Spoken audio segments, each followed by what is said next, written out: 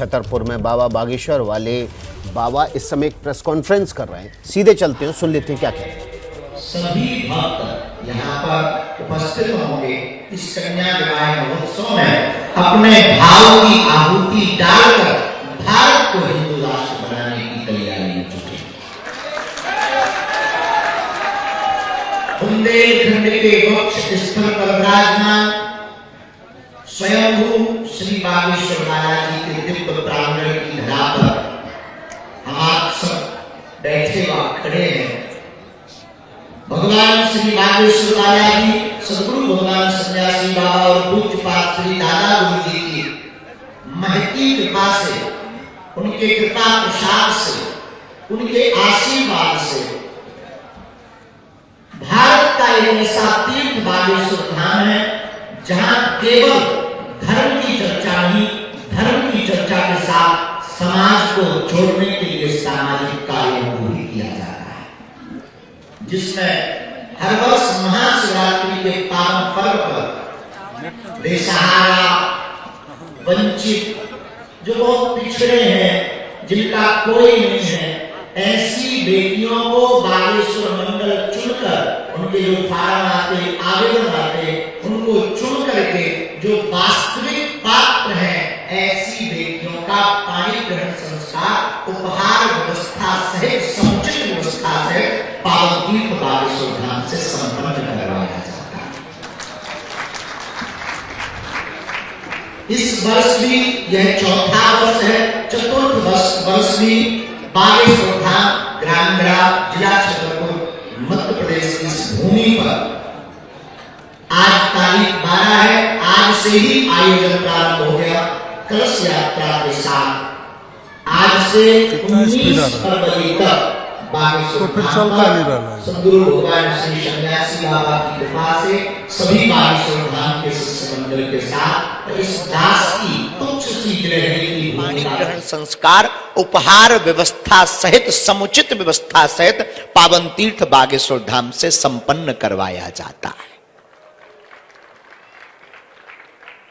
इस वर्ष भी यह चौथा वर्ष है। चतुर्थ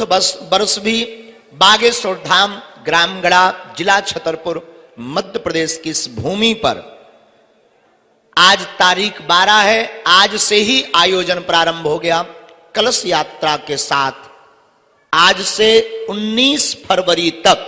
बागेश्वर धाम पर सदगुरु भगवान श्री सन्यासी बाबा की कृपा से सभी बागेश्वर धाम के शिष्य मंडल के साथ और इस दास की तुच्छ सी गिलहरी की भूमिका के साथ यह आयोजन निश्चित रूप से हिंदू राष्ट्र की ओर अग्रसर होकर के निर्विघ्न संपन्न होगा।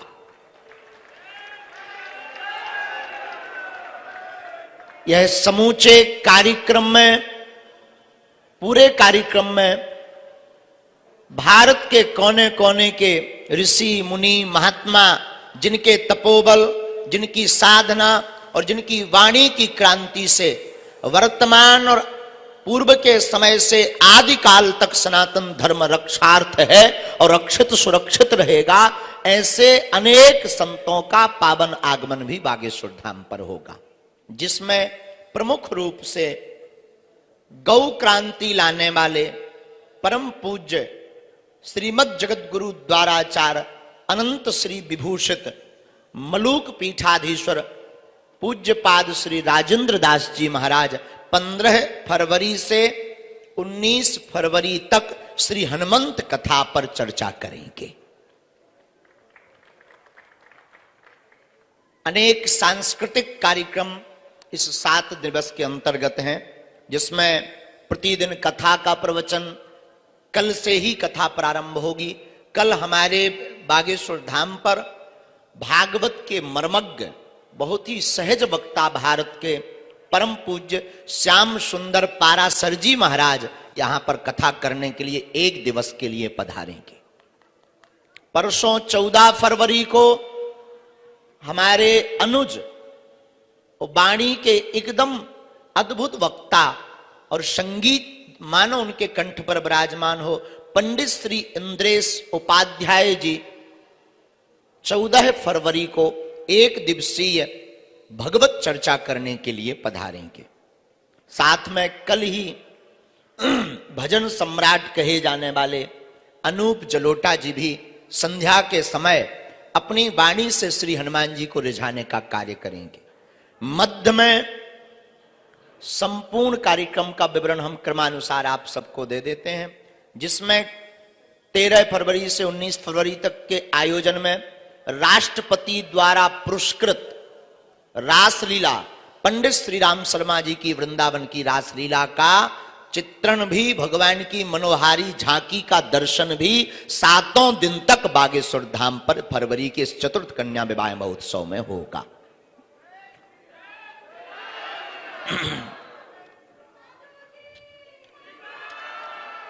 समूचे कार्यक्रम में पूरे भारतवर्ष के संतों के साथ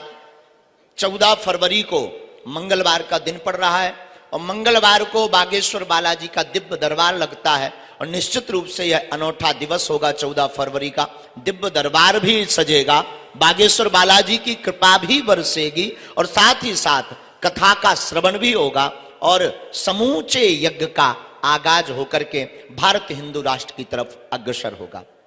दिनांक 15 फरवरी में बागेश्वर बालाजी की प्रेरणा से दिव्य दरबार बिना टोकन नंबर का प्रारंभ होगा, जो 15 फरवरी और 16 फरवरी को पावन तीर्थ बागेश्वर धाम पर लगेगा। लेकिन 15 फरवरी एक विशेष होगी बागेश्वर धाम के लिए। जिस दिन दरबार प्रारंभ होगा तो दरबार कृपा और दुआ की स्थान पर रहेगा, लेकिन हमारे भारतवर्ष की प्राचीन परंपरा आर्योवैदिक परंपरा को समूचे भारत के कोने के साथ साथ विश्व में पहुंचाने वाले, योग से जोड़ने वाले हमारे बड़े भैया, बहुत ही प्रिय, बहुत ही आत्मा पंडित श्री पूज्य श्री बालकृष्ण जी महाराज 15 तारीख को दुआ और दवा दोनों का संयोग आप बागेश्वर धाम पर देखेंगे। कार्यक्रम में हम आगे बढ़ेंगे तो तारीख आएगी 16 फरवरी को बागेश्वर बालाजी का दिव्य दरबार लगेगा और दरबार के साथ साथ जब कृपा से लोग अभिभूत हो जाएंगे, भर जाएंगे, तब उनको फिर झूमने का मन करेगा तो पंडित श्री मनोज तिवारी जी द्वारा भजन संध्या करके उन सभी भक्तों को भगवान की भक्ति में नृत्य करते हुए आप निमग्न देखेंगे। और जब निमग्न हो जाएंगे तो निश्चित रूप से जब व्यक्ति भगवान की दरबार की कृपा पाकर नाच करके निमग्न होगा तो उसकी वाणी से निश्चित है वेदांग झलकेगा, बहेगा। तो फिर रात्रि की 16 तारीख जब पड़ेगी और 16 तारीख को रात्रि में प्राचीन वेदांग, थोड़ा हास्यपुट भी, थोड़ा करुण भी, थोड़ा वीर रस भी, तो कवि सम्मेलन के माध्यम से इन सभी रसों का दर्शन भी यहां पर हम आप सब 16 फरवरी को करेंगे। तारीख बदल जाएगी, रात बहुत हो जाएगी और फरवरी की तारीख लग जाएगी 17 फरवरी को परम पूज्य अद्भुत महापुरुष अयोध्या के जगत गुरु श्री राघवाचार्य जी महाराज यहां पर अपने दर्शन देंगे, आशीर्वाद देंगे और आशीर्वाद देने के साथ साथ परम पूज्य राघवाचार्य जी के उद्बोधन भी होगा और हनुमंत कथा का एवं रासलीला का दर्शन भी होगा। 16 तारीख में एक बात जोड़ना चूक गए थे, उसको हम पुनः वापस करके कहते हैं। 16 फरवरी को बुंदेलखंड में बागेश्वर धाम बालाजी की ही तरह बहुत से लोग मानते हैं। एक है तीर्थ पंडोखर धाम, वहां के पीठाधीश्वर जो कि हमारे बड़े भाई हैं पंडित श्री गुरु शरण शर्मा जी पंडोखर महाराज सरकार भी बागेश्वर धाम पर आशीर्वाद देने के लिए, हम सबको दर्शन देने के लिए पधारेंगे। तारीख 17 फरवरी के महोत्सव के बाद बढ़ती हुई पहुंच जाएगी उस तारीख जिसका इंतजार 121 बेटियों का परिवार और 121 बारात कर रही होगी। वो तारीख होगी 18 फरवरी, और 18 फरवरी को महाशिवरात्रि के दिन बागेश्वर धाम पर भव्य और दिव्य मेला लगेगा और 121 बेटियों का पाणी ग्रहण संस्कार वेदोच्चारण मंत्र के साथ में बागेश्वर धाम पर संपन्न करवाया जाएगा। अब वो पूरा दिन अद्भुत होगा, उसमें महापुरुष भी होंगे, संत भी होंगे, पूज्य श्री गोरी लाल कुंज वाले महाराज जी भी विराजमान होंगे, जगत गुरु पूज्य बल्लभाचार्य जी महाराज जी भी विराजमान होंगे, पूज्यपाद श्री भागवत भास्कर कृष्णचंद्र ठाकुर जी भी विराजमान होंगे उस आयोजन में, और भी अनेक महापुरुष जिनका हम नाम नहीं ले पाए वह भी पधारेंगे आशीर्वाद देने। पूज्य श्री दंदरुआ वाले महाराज जी, पूज्य श्री बालक योगेश्वर दास महाराज जी, बद्रीनाथ वाले महाराज जी भी पधारेंगे, क्षेत्रीय महापुरुष भी सब पधारेंगे और उन बेटियों को आशीर्वाद देंगे, मंगल कामना करेंगे। और 18 फरवरी का दिन